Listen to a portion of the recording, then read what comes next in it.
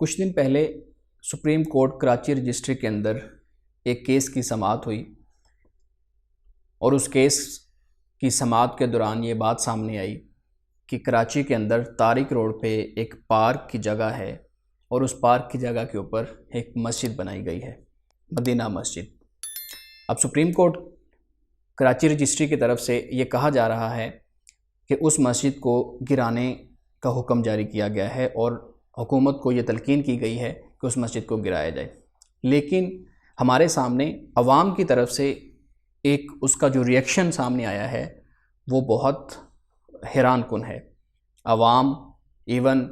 ہمارا پڑھا لکھا طبقہ، علماء بھی اس بات کو ماننے سے انکاری ہیں۔ کیا غیر قانونی جگہ پہ مسجد تعمیر کی جا سکتی ہے؟ مسجد کے علاوہ کوئی بھی عبادت گاہ یا کوئی بھی تعلیمی جو ادارہ ہے وہ غیر قانونی جگہ پہ تعمیر کیا جا سکتا ہے یا نہیں کیا جا سکتا؟ مذہبی نقطہ نظر اور سماجی حوالے سے ہم اس بات پہ گفتگو کریں گے۔ ہمارے ساتھ موجود ہیں امانت یوسف صاحب۔ السلام علیکم سر۔ جی وعلیکم السلام۔ سر، آپ کے سامنے ہے کہ کچھ دن پہلے یہ کیس کا فیصلہ ہوا اور ہمارے چیف جسٹس صاحب نے اس پہ یہ بات کہی کہ اس مسجد کو گرا دیا جائے۔ جی سر، سب سے پہلے تو ہم آپ سے رہنمائی لیں گے اس بارے میں کہ کیا غیر قانونی جگہ پہ مسجد کی تعمیر ہو سکتی ہے یا نہیں، یا ہمیں ہسٹری کے اندر کوئی ایسا واقعہ ملتا ہے کہ غیر قانونی جگہ پہ مسجد تعمیر کی گئی ہو اور اس کو پھر لیگلائز کر دیا ہو اور اس کو پھر ایک آپ کہہ سکتے ہیں کہ فالو کرنے کی طرف ہم جا سکتے ہیں یا نہیں جا سکتے؟ دیکھیے، پہلی بات تو یہ ہے کہ جو اصولی بات ہے وہ یہ ہے کہ کسی کی جگہ پر مسجد کو تعمیر نہیں کیا جا سکتا، یعنی جو لفظ آپ نے استعمال کیا غیر قانونی طور پر، رسول اللہ صلی اللہ علیہ وسلم کے حوالے سے جو ہمیں معلوم ہوتا ہے وہ یہ کہ مسجد نبوی کی جگہ،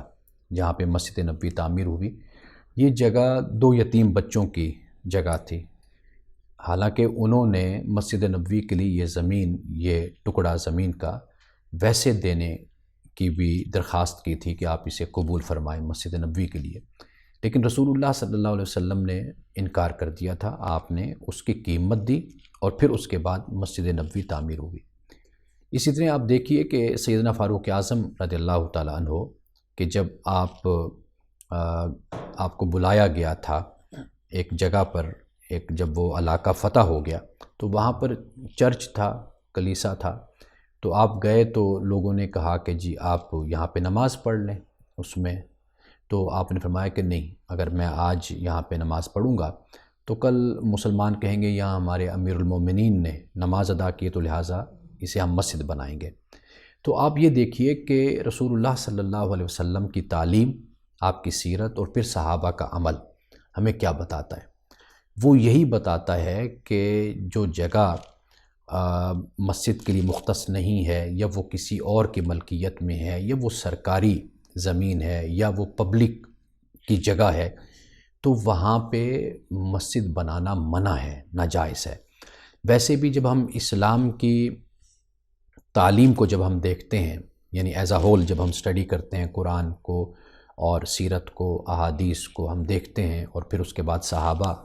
کے عمل کو ہم دیکھتے ہیں، تو ہمیں یہ معلوم ہوتا ہے کہ زمین پر ویسے بھی قبضہ کرنا اسے ناپسند کیا گیا،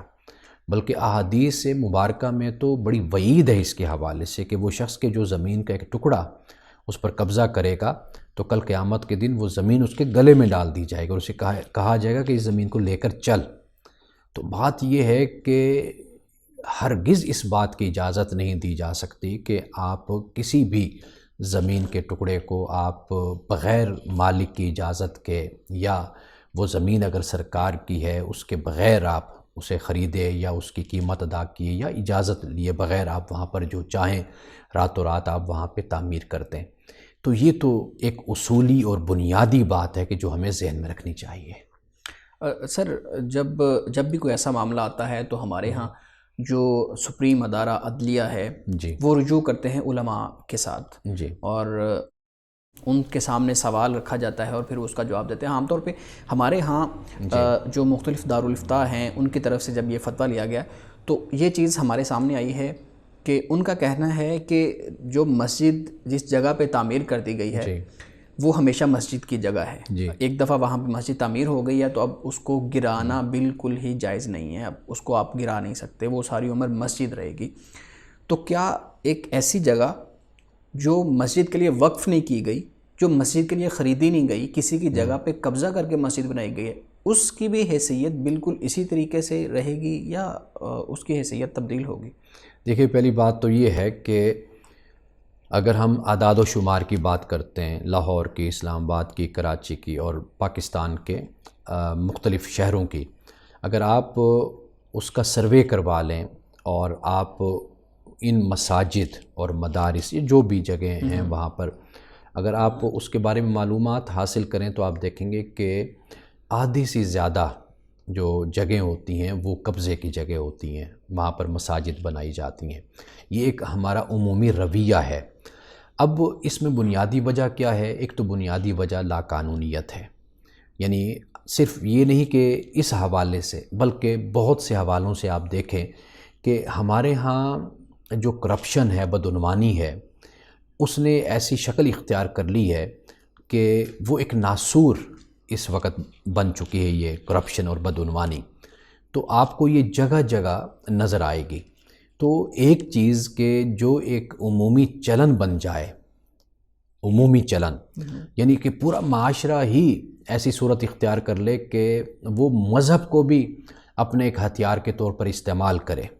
یعنی ایسا ہتھیار کہ دوسرے کو نقصان پہنچانے کے لیے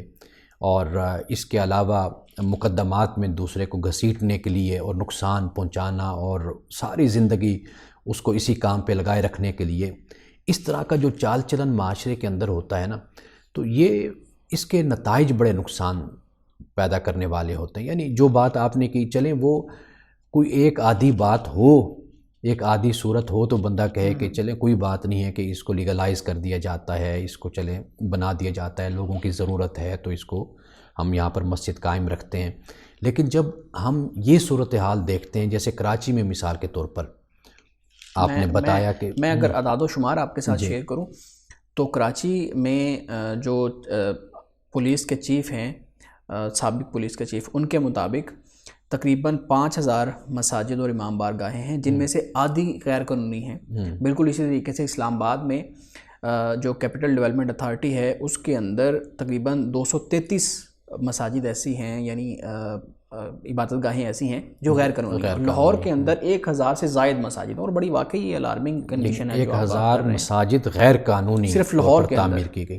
یعنی آپ اسی سے اندازہ کر لیں نا کہ اگر آپ علماء کے فتوے کی بھی بات کریں, چلیں وہ کسی ایکسیپشنل صورت میں آپ اس کو قبول کر لیتے ہیں. مثال کے طور پر کسی جگہ پر آپ نے کہا کہ جی مسجد بن گئی ہے تو لہٰذا اس کی قیمت ادا کر دی جاتی ہے اور یہاں پر مسجد قائم رہے. لیکن جہاں یہ صورتحال ہو کہ 1000 مساجد غیر قانونی طور پر تعمیر کی گئی ہوں, کراچی میں 5000 اگر امام بارگاہ اور مساجد ہیں وہ آدھی اس طرح بنائی گئی ہوں, اسلام آباد میں یہ صورتحال, یہ تو 2-3 شہروں کی ہم نے بات کی ہے. پاکستان کے دیگر شہروں کے اور خاص طور پر ہم دیہی علاقوں میں چلے جائیں تو وہاں تو بالکل ہی صورتحال مختلف ہے, جبکہ شہر پھر بھی چلیں کسی پلاننگ کی تحت بسائے جاتے ہیں, تعمیر کیے جاتے ہیں, لیکن دیہاتوں میں تو یہ بھی صورتحال نہیں ہوتی. تو لہٰذا میں یہ سمجھتا ہوں کہ یہ چال چلن بہت نقصان دہ ہے معاشرے کے لیے. ہم جس مقام پر اس وقت کھڑے ہوئے ہیں لاقانونیت کے, کہ ہمارا معاشرہ لاقانونیت کا شکار ہو رہا ہے, اس کی بنیادی وجوہات میں سے ایک وجہ یہ بھی ہے. صحیح ہے. آپ کو لائیو اگزامپل دینا چاہوں گا ضرور. ہمارے ایک دوست ہیں, وہ ہمارے ساتھ پڑھتے رہے ہیں, تو انہوں نے ایک مسجد تعمیر کی. پہلے انہوں نے محلے کے اندر 2-3 مساجد موجود ہیں مختلف مکاتب فکر کی, لیکن ایکسکیوز کیا تھا کہ جو میرے مکتبہ فکر کی مسجد ہے وہ ہم سے تھوڑا سا دور ہے, تو وہاں پہ بچوں کے جانے میں مسئلہ ہوتا ہے, تو ہم اس وجہ سے اپنے محلے کے اندر اب ایک مسجد تعمیر کر رہے ہیں. اور واقعی انہوں نے, میں نے خود وہاں پہ میں اس کے پاس گیا اور دیکھا میں نے کہ اس نے پہلے 10 مرلے کے اوپر بلڈنگ بنائی, مسجد ڈکلیئر نہیں کیا اس کو, اور اس کے بعد پھر اس نے اندر پارٹیشن وغیرہ لکڑی کے کام کروا کے تو پارٹیشن کروا کے اس کو مسجد ڈکلیئر کیا. اور اس کی دلیل مجھے حیران کن لگی کہ وہ کہہ رہا تھا کہ جب ہم پہلے اس کو ڈکلیئر کر دیں گے تو گورنمنٹ سٹے لگا دے گی, اور اب چونکہ اب اس کو تعمیر کر کے کریں گے تو گورنمنٹ سٹے نہیں لگائے گی, کیونکہ میرے پاس فتویٰ ہے کہ جب مسجد بن جاتی ہے تو پھر اس کو گرانا بالکل ٹھیک نہیں ہے. تو واقعی یہ بہت یعنی اب آپ یہ دیکھیے نا کہ لاہور میں ایک پلازہ ہے کہ وہاں پر ایک پلازے میں 3 مسجدیں ہیں. یعنی ایک مسلک دیوبند کی، ایک مسلک بریلوی اور ایک مسلک اہل حدیث، 3 مسجدیں صرف ایک پلازے کے اندر موجود ہیں. اور مجھے ایک بڑی بات یاد آتی ہے اور میں اکثر طور پر یہ بات کوٹ بھی کرتا رہتا ہوں، کافی لوگوں کو سناتا ہوں، لکھنے میں بھی میں نے کافی جگہ پہ یہ بات لکھی ہے کہ ایک اسکالر تھے ماضی کے مفکر، انہوں نے قائد اعظم کو اس دور میں یہ مشورہ دیا تھا کہ جتنے علماء یا مذہبی طبقہ ہندوستان سے پاکستان آ رہا ہے، اتنی تعداد یہاں پر جب آ جائے گی تو یہ پاکستان کے گلی گلی میں مسجدیں بنائیں گے اور مسجدیں بنیں گی. تو انہوں نے اس وقت کہا تھا کہ بھئی حکومت پاکستان کو یہ چاہیے، ریاست کو، کہ جو لوگ آ رہے ہیں جن کا مذہبی بیک گراؤنڈ ہے، جن کے پاس مذہبی تعلیم ہے، ان کو بزنس کی طرف لائے. یعنی بزنس یونٹ جسے ہم کہتے ہیں کہ وہ چھوٹے چھوٹے ان کو بنا کر دے. تو اگر حکومت پاکستان نے اس مسئلے پر توجہ نہ کی تو چند سالوں کے بعد آپ دیکھیں گے کہ پاکستان میں گلی محلوں میں 3-3 4-4 مسجدیں بھی تعمیر ہو جائیں گی، اور پھر فرقہ واریت اور ایک دوسرے کے خلاف فتوے اور مناظرے یہ بھی شروع ہو جائیں گے. یہ بات میں اکثر طور پہ کوٹ کرتا ہوں. تو آج 75 سال بعد، 74 سال بعد ہم یہی صورتحال دیکھ رہے ہیں کہ پاکستان کے گلی محلوں میں، علاقوں میں ہم دیکھتے ہیں کہ 3-3 4-4 مسجدیں تعمیر ہیں. اس کی وجہ یہ ہے کہ یاد رکھیے کہ مذہب استعمال ہوتا ہے معیشت میں بھی، اور مذہب کا استعمال کیا جاتا ہے سیاسی حوالے سے بھی. آپ دیکھیے کہ جب اس طرح کے ایشو پیدا ہوتے ہیں، جیسے سپریم کورٹ نے کہا، سپریم کورٹ یعنی پاکستان کا سب سے بڑا ادارہ ہے اس وقت، یعنی عدالتی نظام میں ہم دیکھتے ہیں، تو اس فیصلے کو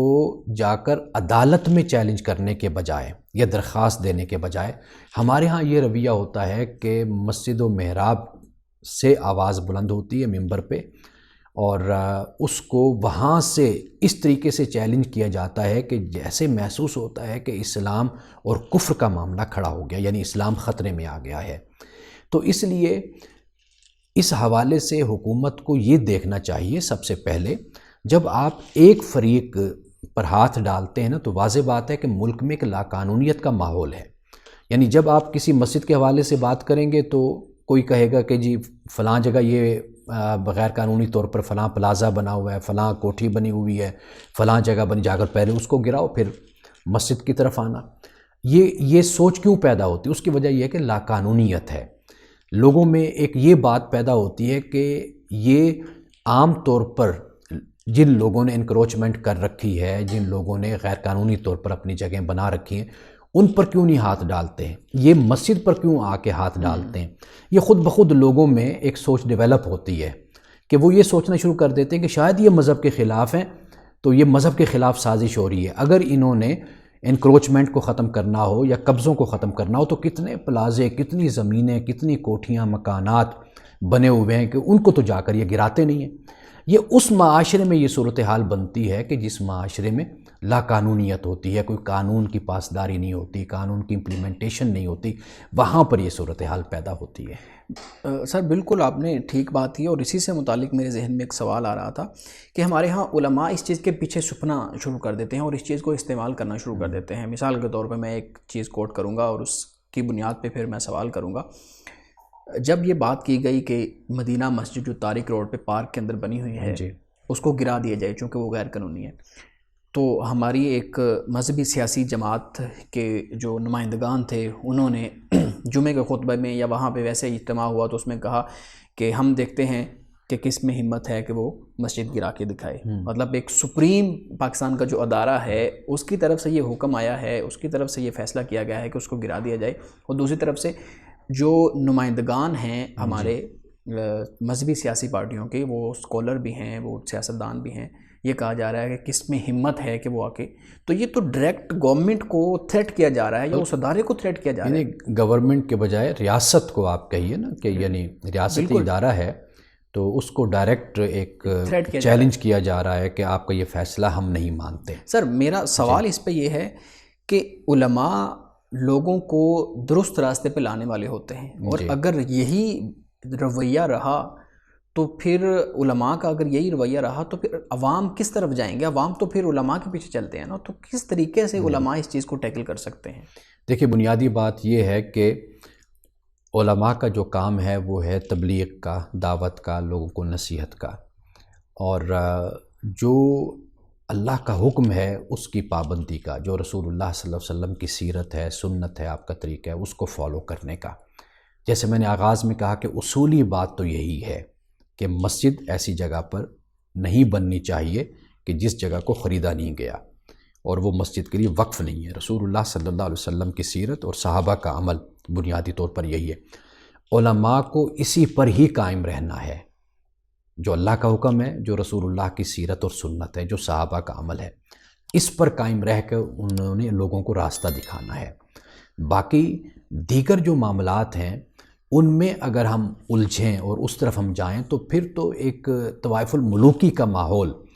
قائم ہو جاتا ہے کہ جس کے بعد پھر کوئی بھی کہیں پر کھڑا نہیں رہتا، پھر اس کی نظر میں اس کے مفادات ہوتے ہیں۔